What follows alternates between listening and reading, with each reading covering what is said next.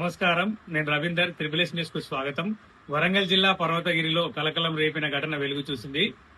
శివాలయం సమీపంలో క్షుద్ర పూజలు నిర్వహించినట్లు అనుమానాలు వ్యక్తమవుతున్నాయి.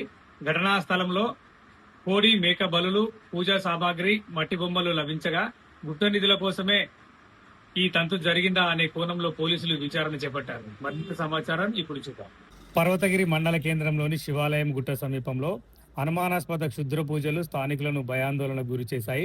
చేపల వేటకు వెళ్లిన యువకులు అక్కడ అనుమానాస్పద వ్యక్తులను గమనించగా వారు కారులో పరారయ్యారు.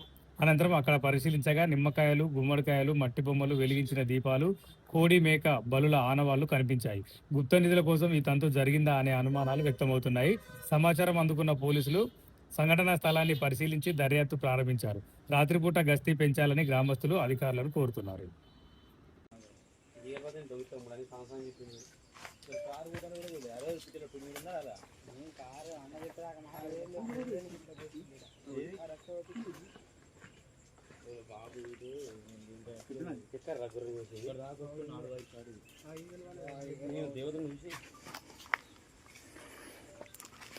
ఇవన్నీ కుట్టాను అప్పుడు వచ్చినప్పుడు ఇదంతా light light scene light light ఉండేది.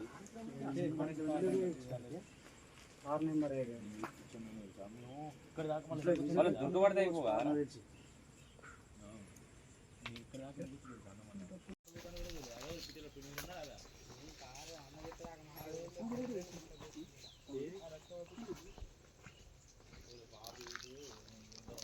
చెక్కారు 4-5 సార్లు.